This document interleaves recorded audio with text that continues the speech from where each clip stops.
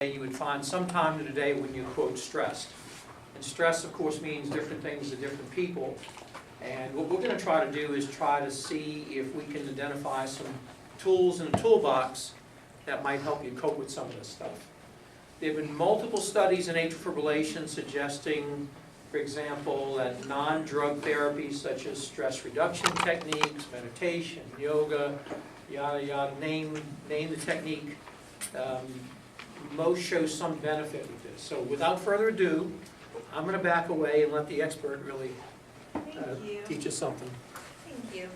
All right, so like you said, my name is Mary. I am the social worker at the outpatient oncology department here at EJ. So I meet with patients who are dealing with health issues of their own and help kind of manage their stress through their health issues. So first of all, I want to talk about how common is stress, because sometimes when we're in the middle of feeling really stressed out, we feel like we're the only ones, or like this is, all of this is happening to me. Well, there's a poll conducted every year by the American Psychological Association that calls, this time it was over 3,000 mood lighting. Yeah. Adults in America, just to ask them about their stress and see, the famous question, if you could rate your stress on a scale from 0 to 10, where would you put it? So most people said that they experience a moderate amount of stress, which is 4.8, so about, halfway up the scale on any given week. Which if we think about, if that was pain, and we were saying most Americans felt, a 4 or 5 out of pain on any given week, we'd be doing something big about that. So we're all feeling stress, and I think sometimes it can kind of go overlooked, or maybe we don't know what to do about it. So how does that manifest? Well, almost half of people said that they lie awake at night, which most of us can identify with that. That if, especially when you're nervous about something, maybe you have a procedure the next day, or an appointment the next day, you're giving a talk the next day, or something like that, you lay awake at night because you're nervous about it. And so that's one way that stress can manifest. And 71% of people, which is pretty high, said that they had some physical manifestation of their stress within the past month. So in a minute, we'll talk about what some more of those look like, but one of the main ones is fatigue. So, when you're going through your day and you get to a certain point in the day and you just feel like you kind of can't go anymore, and it reduces your chances of doing all of those things that are good for your stress, like working out and all of that, those can kind of play into each other. So, what causes most of our stress?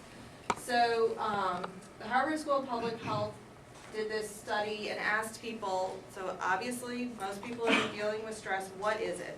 Well, most people said they have too many responsibilities, which I think most of us can identify with that at some point or another.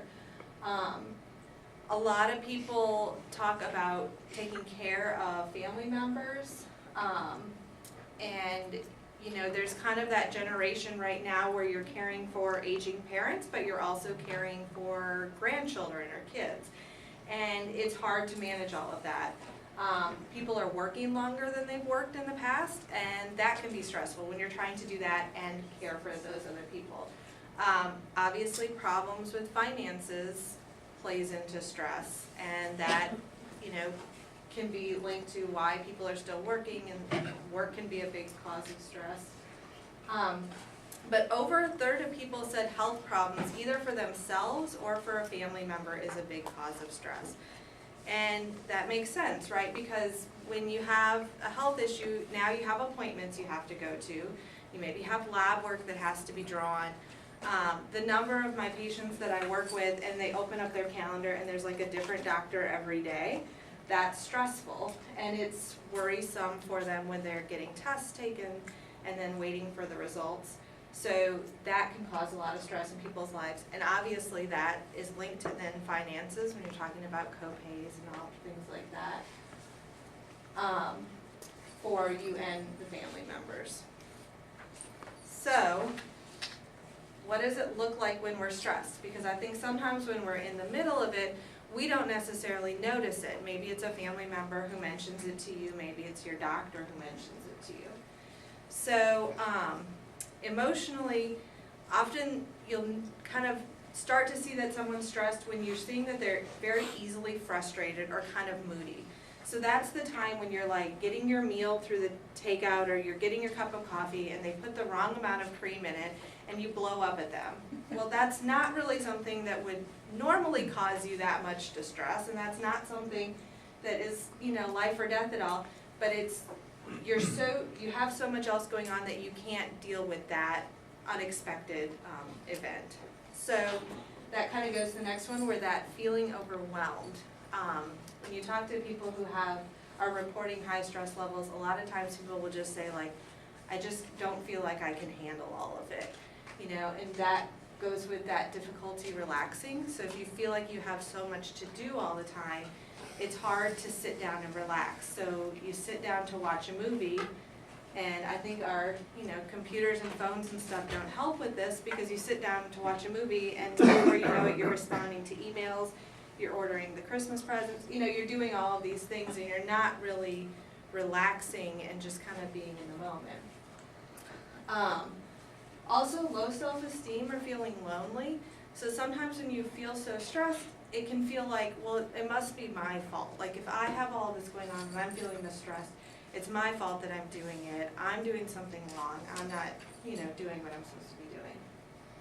So cognitively, the worrying, which I don't know about any of you, but I'm very good at this, but the worrying is often a sign of stress. So, and especially when we see it with health issues, the worrying is a big thing.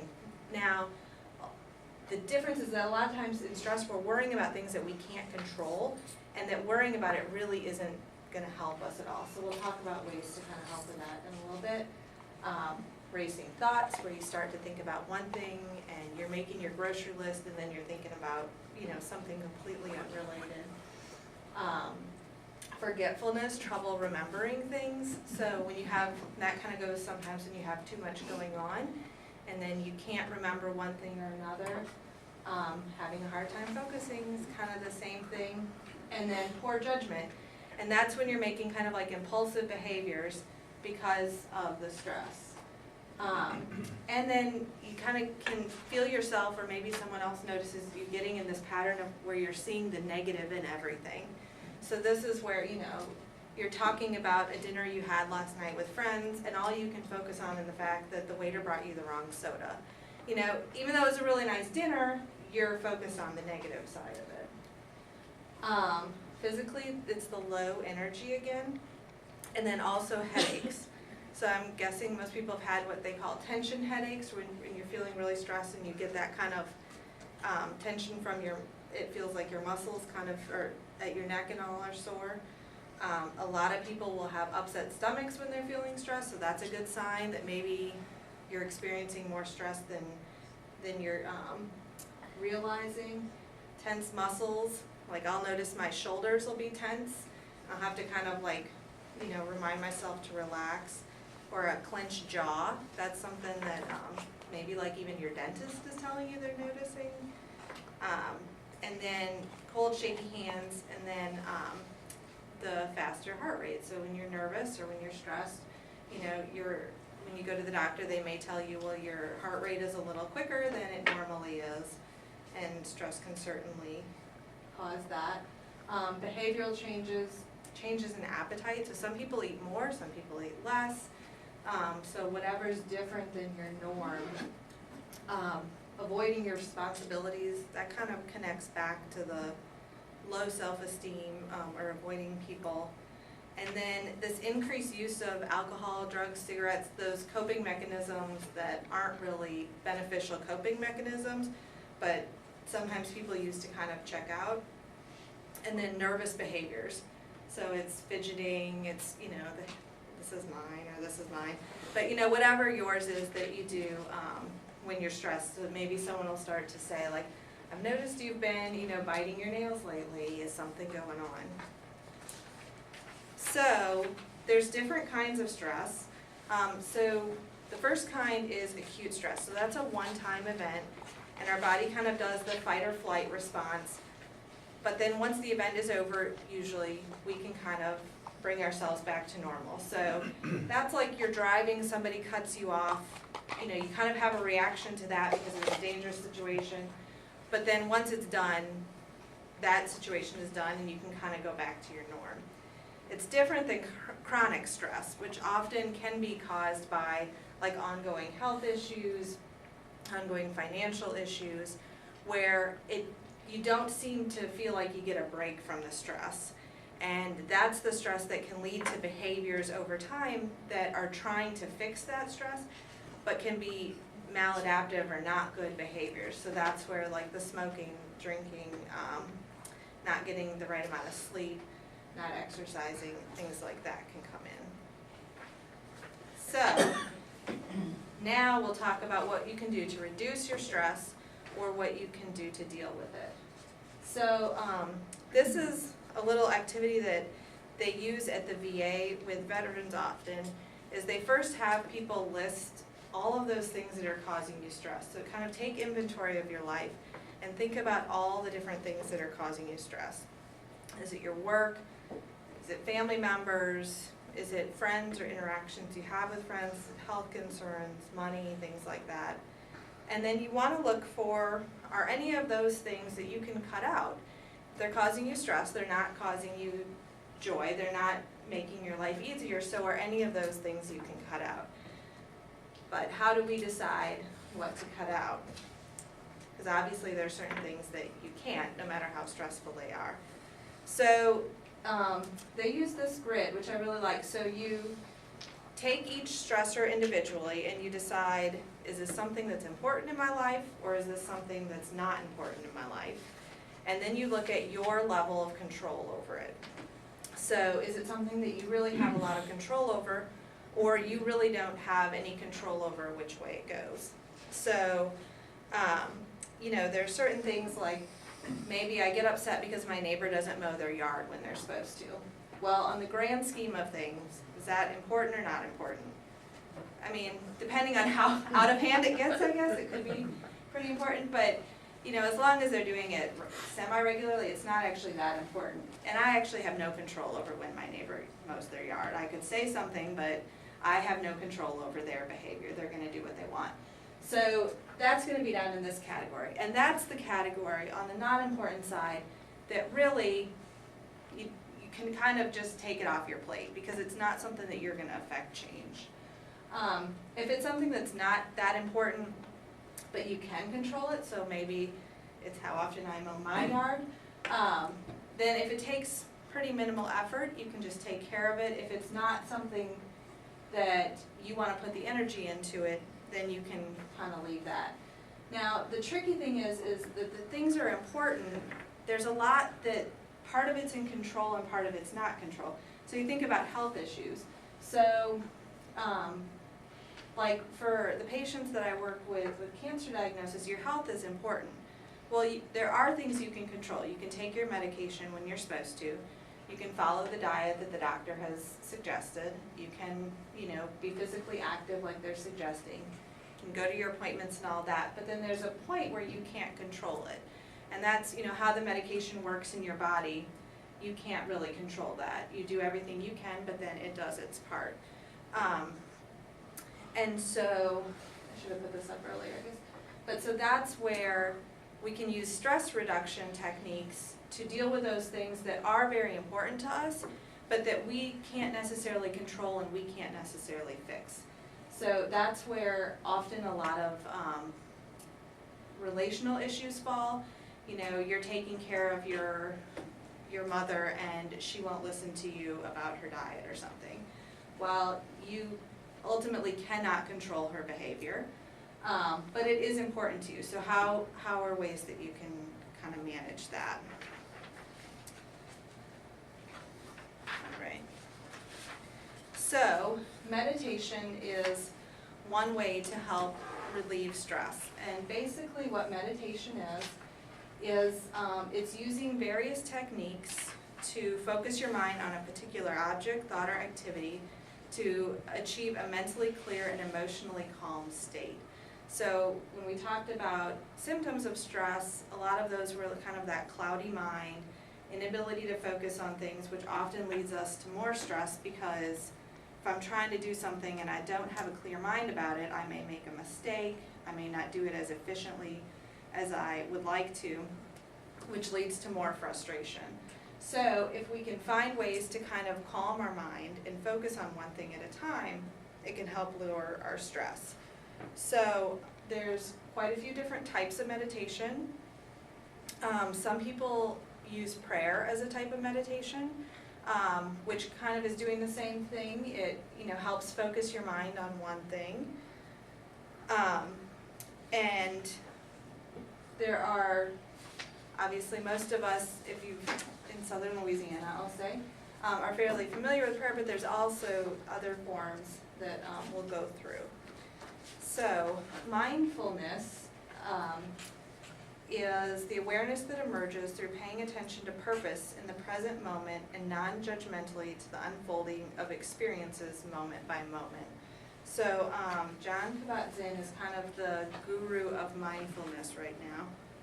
And so basically what it's trying to teach your mind to do is focus only on this moment right here. And so it's kind of like the helping you to focus on your moment, so you're not dealing with all those other thoughts. So when you get in your car and you get to where you're going and you get there and you realize, I don't remember getting here, because you're kind of on autopilot and tuning to all of those other thoughts in your head. So this helps you try to really focus on the present moment and what's going on. So the benefits are that it helps reduce anxiety, because you're not thinking about the future as much and not as anxious in the future. It can help reduce depression, because one aspect of depression is kind of ruminating over things that have happened and ruminating over your response to things. So it keeps you right in one time. So we're going to do a little activity, a mindfulness activity, so you know what this looks like, because I think it's a good thing to be able to use. So first of all, kind of get comfortable in your chair, whatever that means to you. And then what we're going to do is you're going to breathe in through your nose, counting to 4, and then out through your nose, counting backwards from 4. So it'll be in 1, 2, 3, 4, out 4, 3, 2, 1. But you want to focus on your belly going in and out as you breathe. So if it helps to put your hand on your stomach, to kind of visualize that breath going in and out, go ahead and do that. So we're going to go 5 rotations of it. And what I want you to try to do is really just focus on your breath. Now, most of us are going to have other thoughts kind of pop into our head while we're trying to do this. So if another thought comes in your head, instead of getting focused on it, I want you to kind of acknowledge it and say, well, that's an interesting thought, and then go back to your breath. So don't get so caught up in the fact that you had another thought and you're not supposed to think about other things. So you're supposed to be thinking about, kind of just acknowledge that that thought happened and then come back to your breath. All right? And I'll count aloud so we can kind of all be together. And you can close your eyes if that helps you. If you don't like closing your eyes, that's fine. All right, ready? In, 1, 2, 3, 4. Out, 4, 3, 2, 1. In, 1, 2, 3, 4. Out, 4, 3, 2, 1. In, 1, 2, 3, 4. Out, 4, 3, 2, 1. In, 1, 2, 3, 4. Out, 4, 3, 2, 1. In, 1, 2, 3, 4. Out, 4, 3, 2, 1. All right. How did it go? Did you have a lot of other thoughts pop in? No? Good. Well, you guys are like ahead of it. I have a hard time sometimes with getting other thoughts. So what mindfulness tries to focus on is really being in that moment But the other part of it is that non-judgmental awareness of what's going on around you. So that kind of acceptance that like your mind will wander, but it's okay and you can come back. And what it helps us, yeah. I hate to interrupt your flow, but I'm gonna have Sharon put this on a voice tape in our waiting room, so when folks get irritated. They can just do it over and They're gonna over. start hearing this mantra. Is that like for the wait time that we have to? That's exactly what that is. Over and over. Well, Let's it's repeat nice. 5 or 10 times, how about 110 times? Well, and it's nice because you can do it anywhere, right? So it's not something that you have to have equipment for. So I have a toddler, and so I have stressful moments, believe it or not. And so this is a nice thing to kind of like bring you back to this moment. And you know, sometimes what happens too is we have a stressful event, and you have that event which is stressful, but it's you ruminating about it that causes the stress to stay. So going back to if a car cuts you off on your way to lunch with your friends. So you have a couple options, right? So the car cuts you off, once you're safe, you can kind of, you know, do a mindfulness practice and get yourself back in the moment. I'm okay, everything's good, and you go on with your day. And now that was an acute stress event, and it happened and it's done, and you can move on. Or you can ruminate about it. So you can have the car cut you off, you can curse them off, you can yell at them, you can scream. Then you can get to lunch and you can tell your friends about it, and you can curse them out and tell them all about it. You know, and now this has become where now your heart rate continues to be high. You continue to act out of this place of kind of heightened stress, and you never let yourself come back. So this helps you kind of take each moment for what it is and not bring past moments into this one, but also not worry about the future moments in this one. So that's mindfulness. And now guided imagery. This is the one that I really like. So guided imagery is a form of focused relaxation that helps create a harmony between your mind and your body. It is a way of focusing your imagination to create calm, peaceful images in your mind and kind of providing you with a mental escape. So to do this, you choose a landscape that's relaxing to you. So some people, it's a beach, a forest, watching a candle burn, a lake, whatever that is. And you kind of, you know, you can do the mindfulness breath to get yourself relaxed. And then you just kind of observe that image in your head. And you can kind of manipulate it if you want. So, you know, well, what would it feel like if my toes were in the sand? Or, you know, what would the breeze feel like? But you try to kind of get all of your senses into this image. So it takes you out of whatever stressful moment you're in and kind of helps recenter you into a more pleasant moment. So we're going to do one of these too. So we're going to start with 2 of the breaths, and then I'll kind of narrate for you using this picture as at least the starting picture in your brain.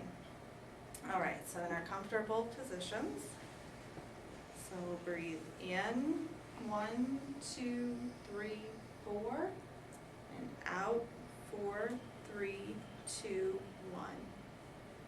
In, 1, 2, 3, 4, and 4, out, 4, 3, 2, 1. All right, now you're sitting by this nice creek. It's in the forest. There's trees all around. It's fall, so the trees are just starting to change colors. So you've got the reds and the oranges and the yellows, but still some green. And then you notice one of the leaves up on the tree. It's pretty red, so it's about ready to fall, and you notice that it falls into the stream. And now in your mind, you're just going to watch the leaf go down the stream and watch it kind of bounce off of one side, and then it comes back to the middle, and then bounces off the other side. And just for a minute, kind of imagine that leaf going down that stream and what that looks like, trying to keep it close to the middle in your mind.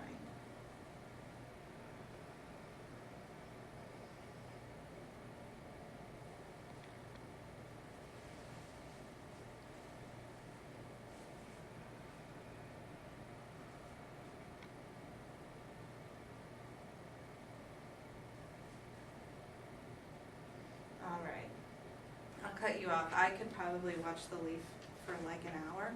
But, so you come up with a scene like that in your mind where there's some movement that you can pay attention to and it's kind of enough to distract you, but it's a very relaxing movement. So often nature is what does this for people. If you have a place, that you like to give a camp that you go to and you sit out, imagining a piece of that. So usually, pick somewhere that is calming to you and then pick one piece of that to kind of manipulate in your mind to keep your attention focused on that. And do the same thing as we did with the breathing exercise for mindfulness, that when we get distracted by something, we think, oh, well, that's an interesting thought, and then we come back to the guided imagery. Okay, so another form of meditation is mantra meditation. So most of us have mantras that we tell ourselves daily, often without knowing it.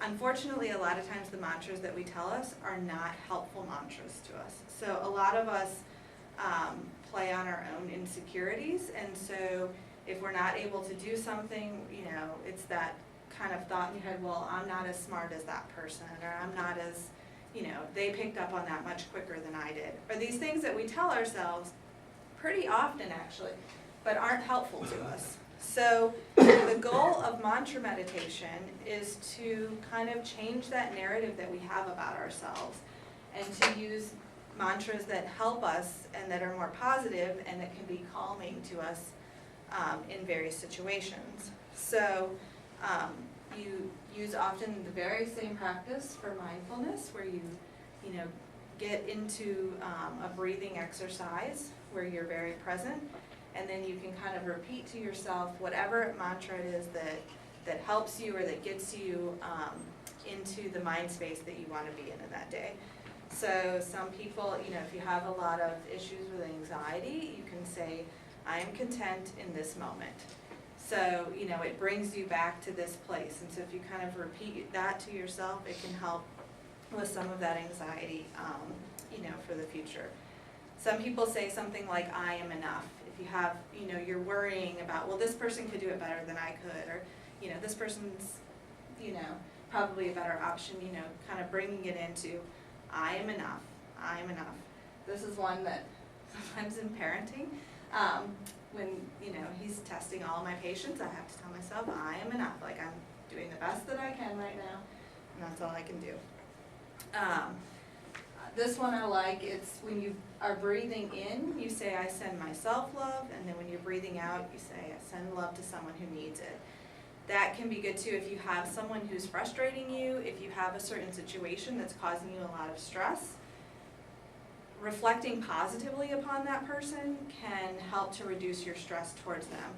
And sometimes, our mantra surrounding that is, well, this person is so mean, they're so ugly to me, they don't deserve my kindness and all of that, and that gets us actually way more riled up than they are, because they're unaffected by it. We're the ones who are all upset about it.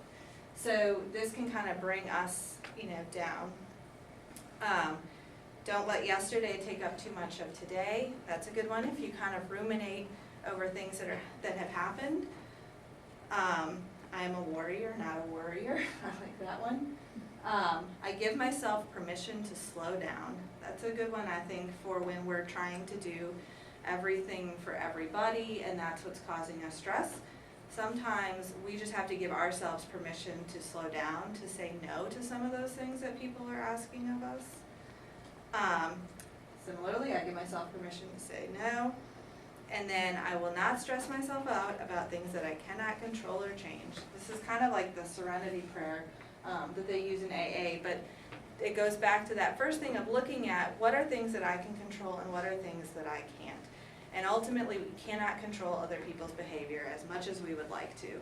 And so kind of giving ourselves a mantra that that's not something I should stress out about because it's not something I can control. And these types of things, believe it or not, you say it to yourself enough and you start to believe it.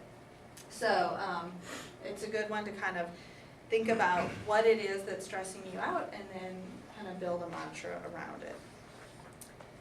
So journaling can also be helpful. This was another exercise that the VA uses, And they have people keep for a week or so stress journals to look at what is it that's stressing you out. Because I think sometimes when we say, well, what is it that's causing my stress? If we're really feeling high stress, we just think, well, everything's causing me stress. Well, that may be true, but what specific things are causing you stress? And this can help you kind of see what's causing you anxiety or causing you stress, and then help put it in the chart. So they recommend just, putting the date or the time or whatever. What was your stress level at this particular time? What were you doing? So, on May 1st, I was driving to work and I felt myself at a 5. Well, what was I thinking at that moment? Well, I was worried about being late. Well, worrying is one of those cognitive signs of stress that we talked about earlier. And then what was I feeling? Well, I was in traffic, my heart was racing. I was thinking about all the terrible things that would happen if I was late to work, none of which would actually probably happen if I was late to work. Having the racing thoughts, maybe you noticed your hands were sweating. So by kind of keeping track of this, you can kind of look at, well, maybe, 5 days out of the week I'm worried about being late to work.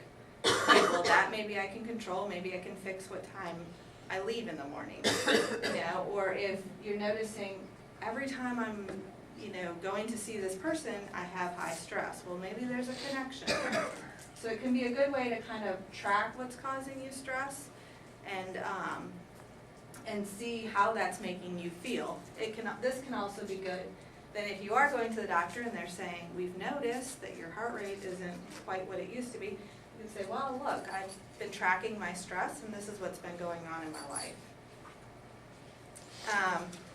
Also, gratitude journaling can be a good way to help, again, kind of refocus on the positive and the more enlightening parts of your life. So online there's a million prompts that you can use for gratitude journaling. And basically it's just, you sit down to journal and you start with one of these questions. So, who in your life are you grateful for and why? What's something you're grateful to have learned this week? That can be kind of a good way to refocus. Often we learn things when we've made a mistake or when something hasn't gone as we've planned.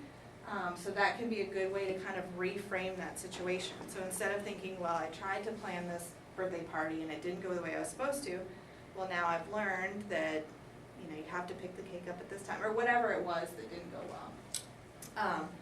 What made you laugh today? What is something that you're good at and why are you thankful for that skill? What made you smile?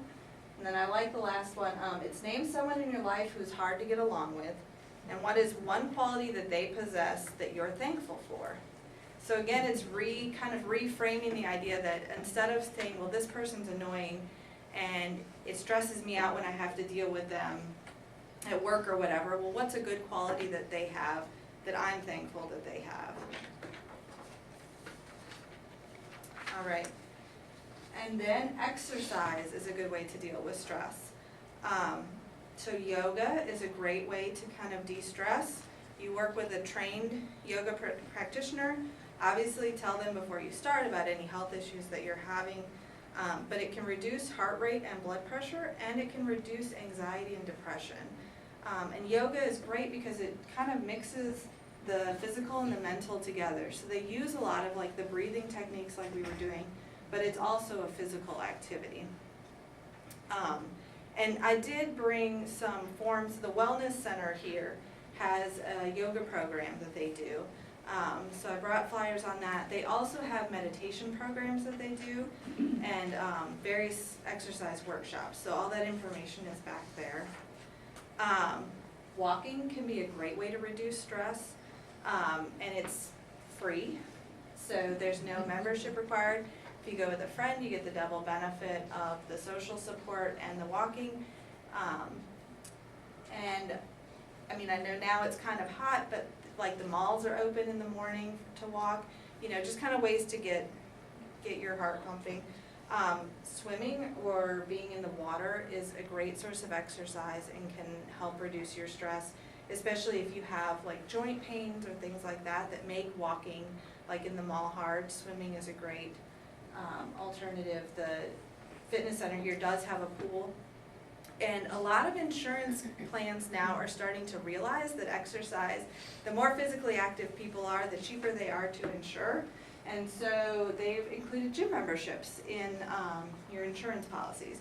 So if you're interested in that, I would call whoever your insurance is through, ask them if they have a gym membership that is a possibility, and even if they don't, sometimes they offer discounts at various facilities. So they are moving in the right direction in that.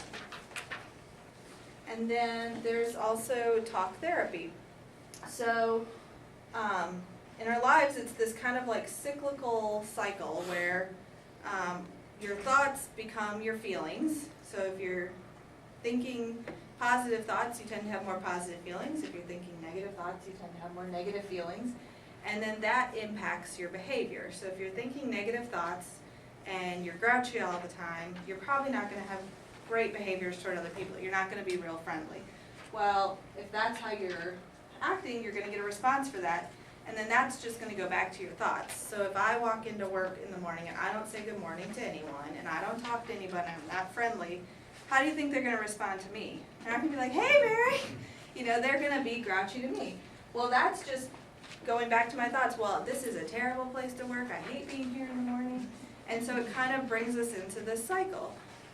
Whereas when you go to talk therapy, they can kind of help look at the cycle and look at where in that can we change to then change the whole outcome.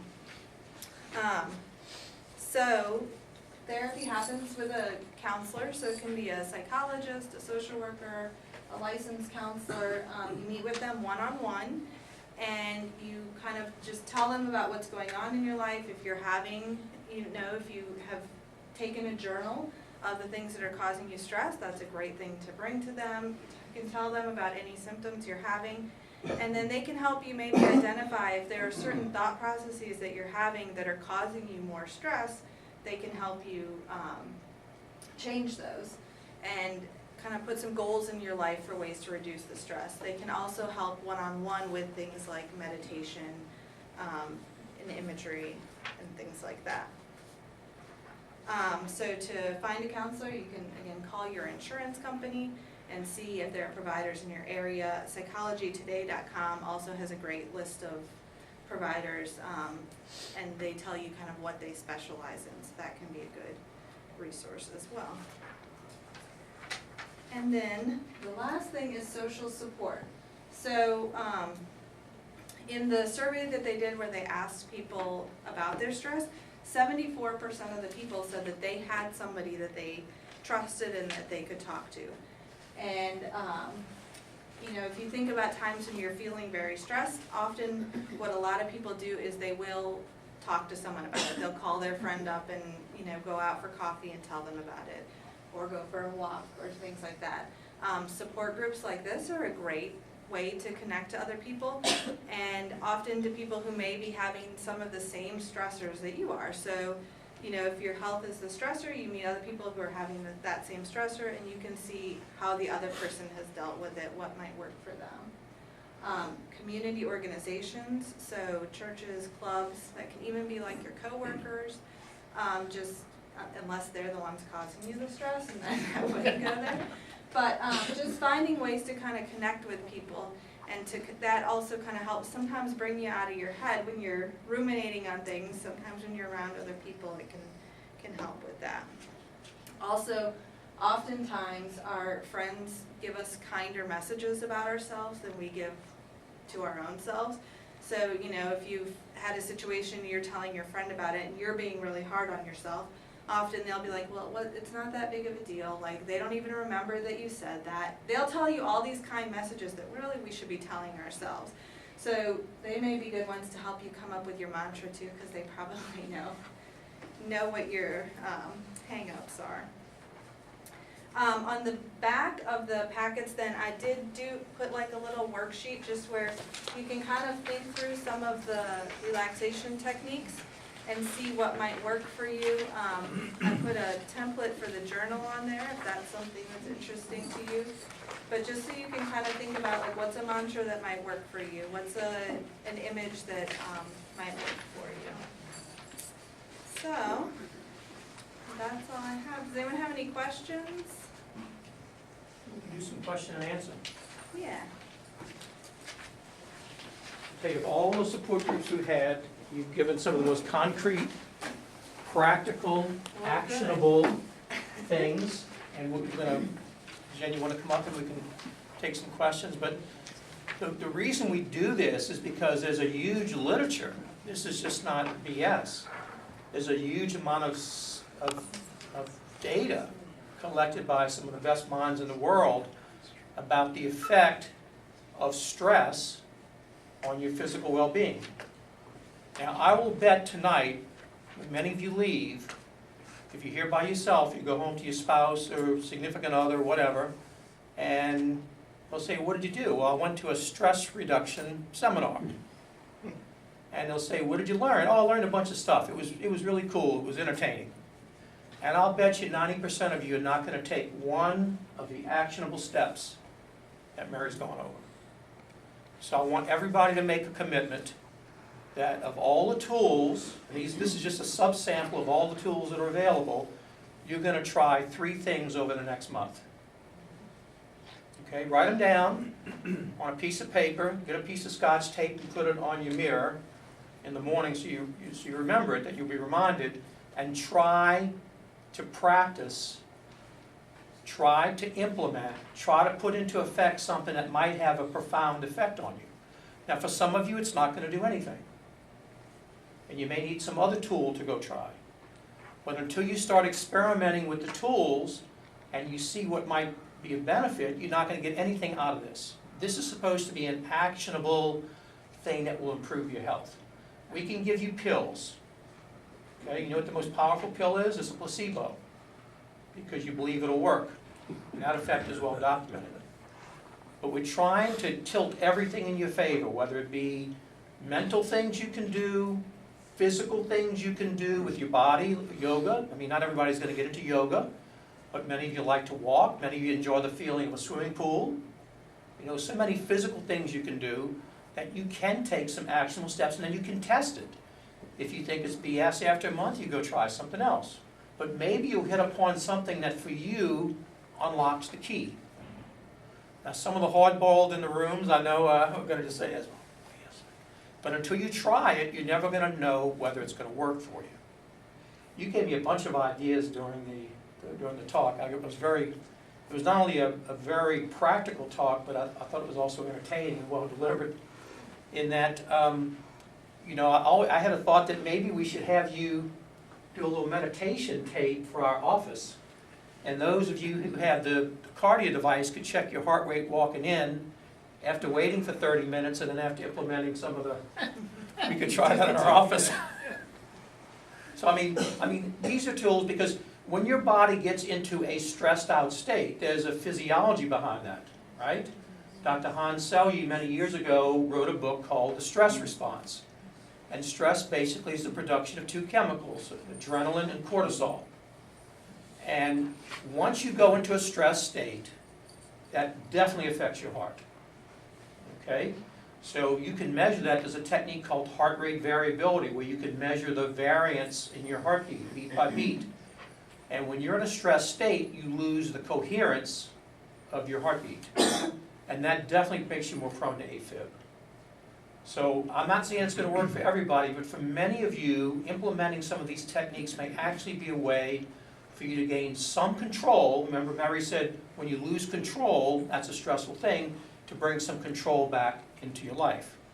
So this is the commitment I want you to make, is to go try 2 or 3 things diligently every day, and when we meet back in the support group in 2 months, maybe remind me to spend 2 minutes to suggest if does it helped anybody. Okay? So you're going to be our laboratory. Okay, so with those comments, we're going to maybe answer some questions about what stress does, because this is not just made up stuff. You can measure biochemicals in your blood. You can measure heart rate variability. You can measure some new and exciting things that actually predict sudden death with the stress response. So there's a deep science behind this. This is not just BS, okay? Yes, sir. I think some people might underestimate the importance of walking with a friend, how much that does for you. And the breathing exercise too, which can be done anywhere. I take Tai Chi, and they really stress that to get away from your stress. Well, the friend has to be somebody you like. It doesn't get on your nerves. But then again, the practice of finding the best in someone that you don't always agree with is an interesting exercise. Things that combine movement with movement, for example, doesn't have to be the Tai Chi, for example, you mentioned, Mary mentioned yoga. Not everybody's gonna have the flexibility to do yoga, but some will. But I agree with you, as long as you do something, okay? And then you write in your journal, well, this helped me today, maybe I'll try that again. But if you come out of here and you just say, oh, it was entertaining and I liked it, it was really good, but you don't implement anything, you just wasted 45 minutes of your time. Not gonna do you any good. Okay? I'll come back and then, yes ma'am. I thought I understood that the deep breathing, actually physiology, that the extra oxygen that you take in has a relaxing, a chemical, I don't know what you call it, biological, the extra breathing of the oxygen actually has a physiological relaxation to your cells and whatever. Well, it does have direct physiologic effects, but when you do deep breathing, you synchronize areas of the brain too. Okay. There's an interesting book you may want to read called Coherence, where they look at heart rate variability, which is one of the tests. Deep breathing has been known in Eastern cultures. I mean, you know, Western cultures don't, Eastern and Western cultures think differently. I'm not of the Eastern culture, maybe Dr. Jen can comment on that. Most Westerners tend to be task-oriented, do this, A, B, C, D, E. Deep breathing it goes back thousands of years. It forms the religious tradition of Buddhism, many different religions. And you can actually buy little cheapskate devices that you could plug into your computer which force you to do it right. Okay, so there's little gimmicks you can buy to help you. Probably of all the tools, deep breathing practice consciously. I do it myself, not at work, because I'm usually going crazy. But when I get home, I try to do it, more so recently.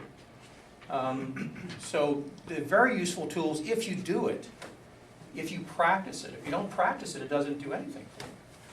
So do you do that? Do you do the deep breathing?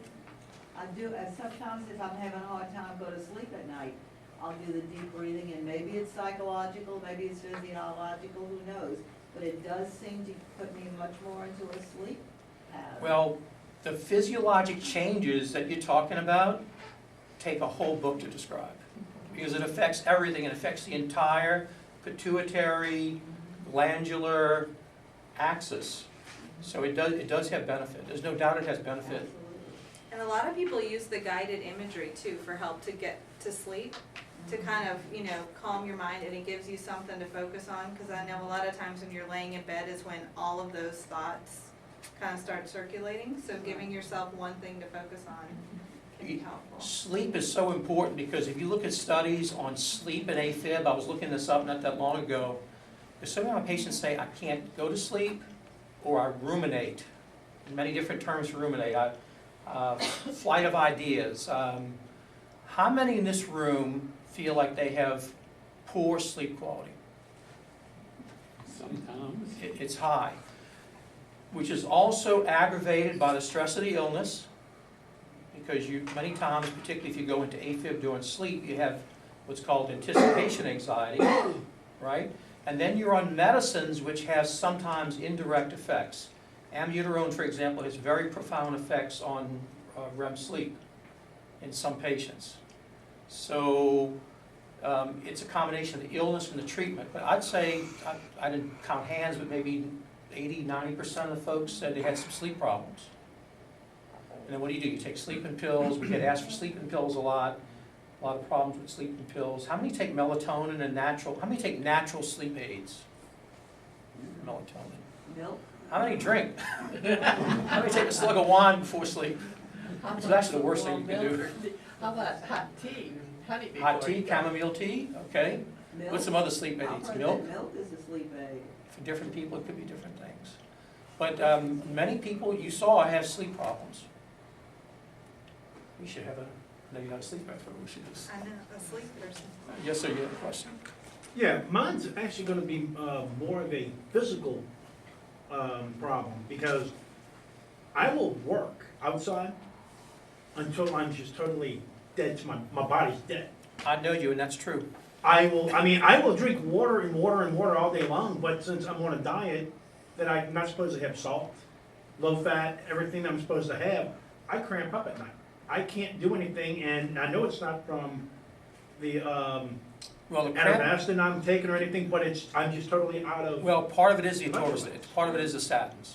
Statins make you cramp for any level of activity. You can take supplemental calcium, magnesium, and potassium. Simple homeopathic things you can buy at the drugstore that might help you with that. But that's not what I'm going through though. I'm actually can go through 4 shirts in 4 hours and I'm just totally soaking wet. My body is just So totally. so you feel like you got an excessive sweat response to Oh, it? there's no doubt. Okay, that's a separate. Yeah, but I mean, how can I actually start getting the stress from that? Because that started happening where I'm getting a worse sleep problem now because I am not replenishing my body and that's stressing me out to Why don't we where, try some simple things like some supplemental magnesium and potassium and calcium? yeah, it's just, Inexpensive, non-prescription drugs. okay. Now let us look at the doses because you can overdose on some of the stuff. Oh, great. Where you start is you acknowledge, first of all, it's a problem. The second thing, you start looking for solutions. Well, my solution was drinking pickle juice. I wouldn't necessarily recommend that. Just to kind of get salt back in my body. Well, you can buy Gatorade to do that. Well, again, how much salt can I intake? Because I was told. It depends on how much you're losing. Oh, I know I lost it all. Because I mean, generally I will have a salt line, and the last couple of weekends, my shirt will stay wet for 2 days. Maybe you're doing too much. Well, that's the whole point. How can I keep going and not having Maybe you shouldn't. that? Maybe you're pushing yourself beyond the limits you should be pushing yourself to. Come on, I'm still young. Well, you know, That doesn't mean you're Superman. no. Yeah, I never heard of that one We before. may need some individual counseling here. He's not as young as he used to be. All right. You're right about that one. Last year took a whole bunch of years off of it. Years ago, Sharon, when she started working with me, I'd always focus on, because I noticed that more and more, I didn't see this as much 25 years ago, 30 years ago when I started, but around that time, about 7, 8 years ago, I started noticing a lot of patients who had never had atrial fibrillation who were now assuming the role of caregiver. It's usually a woman, because they get stuck with it more than not. And then caregiver stress is a really bad stress, because typically the caregiver is starting to get up in age a little bit themselves. It's physically more demanding. It's mentally demanding to see your loved one suffering. And then there's the, I need to be devoting more time to myself life and less to the other person. So there's the psychological conflict. How many here are caregivers? And how many know that their AFib got worse with being a caregiver? If you look at studies of caregiver stress, a significant number of new caregivers, much higher than the general population, develop AFib. It's like 7 to 8 times higher. So caregiver stress. There's so many different stresses. I mean, so when Mary talked about a stress inventory tool, sometimes getting a piece of pen and paper and simply doing that little inventory helps you focus on what areas you might be able to make some changes in. Whereas if you just, many people have what's called free-floating anxiety. They're so anxious about everything, they can't focus on anything. Until you start focusing with the inventory. I think the inventory tool to me sounds like you said, I didn't know this, the VA used that. Would be a nice tool to kind of take reflection. So that may be one tool you want to do tonight. I'm gonna go home, I'm gonna get you don't need a journal, you don't need to go to Barnes & Noble and get a Moleskine journal and spend $50.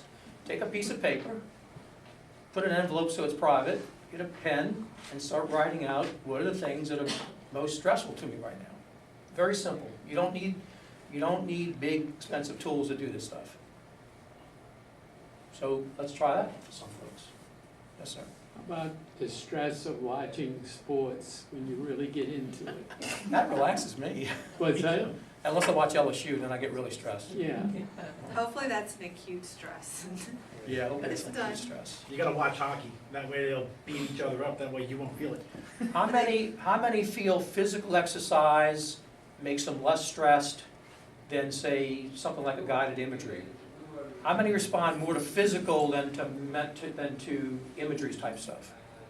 Usually it's the men men have more of a need for physical outlet. Okay, I find it universally true. How many, obviously, vice versa, the imagery? How many would like to just try some imagery techniques to try? I thought the one with the road,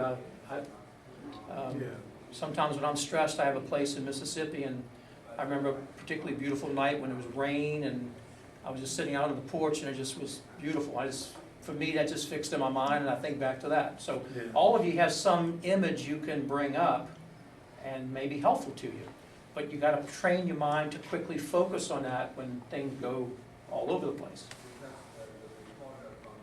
Okay, so we've given you kind of but what I wanted to do is refocus on the fact your mind has a tremendous influence on AFib. Okay? And by doing some of these things, it may provide some practical benefit. It's not gonna cure your AFib probably, but instead of having 10 episodes a month, you may go down to 3. Right? You may go down to 1. Maybe you won't do anything. But the purpose here is to experiment and see what might help. Yes, ma'am. I wake up periodically during the night and I know I'm in AFib. It's a terrible anxiety feeling. And I was thinking, is it something during the day, if I had a real stressful episode or something in the day, that could have carried over into at night when I was sleeping? There definitely is that syndrome whereby excessive stress during the day, you say carries over. Really what the effect is that the cortisol and adrenaline secreted during the day they kind of stay at high levels. The question is the AFib causing this or vice versa? So what you might want to do is try some of the techniques and keep a log of how much AFib you have and see if it goes down. So we're going to train you as like a scientist here, and you can be your own experiment. It may work, it may not work. But we know from now sleep is more complicated because many people have, particularly as you get older, the centers that regulate sleep are very complicated. And sleep disordered breathing, let's say you have sleep apnea. I don't know whether you've been tested for sleep apnea or not, but sleep apnea by itself can cause AFib. So this may be an area where you want to get a formal sleep study. We're very big on sleep studies. We just find so much bad stuff doing sleep in some patients. So the name of the condition you have is called vagal atrial fibrillation. When you get AFib, it wakes you from sleep. Dr. Kamel, back in 1985 in France, described that phenomenon of nighttime AFib. And so it has a lot of different things that can cause it. But the question I think you're asking me is, could I use some stress reduction maybe to make it better? Let's see. Yes, ma'am. I discovered YouTube, and you can search for relaxation videos. You can do yoga nidra. You have to be careful. Insomnia. You have to be careful on some of the stuff on the internet because some of it's written by quacks. No, it's not telling you to do anything. It may be a calm voice with calm music telling a story, like walking into the woods, you see the leaves, like she just did. Okay, so it's like a basic free guided imagery. Yeah, it lasts. That probably would be There are a helpful. lot of really good guided imagery on YouTube. Yeah. I've listened, and you can kind of listen to it and see if it, if it works for you. And they have the breathing exercises too, as well as yoga and yoga nidra. There's a couple devices. One is called M-Wave. There's a bunch of little things you can do that you can actually, they basically breathing pacers. And they guide you into a 1, 2, 3, just like you have a nice relaxed voice, and I actually found it calming. You take the, and you can hook it up and you can see the breath. So a lot of little things you can do, but if you find it useful to you, try it.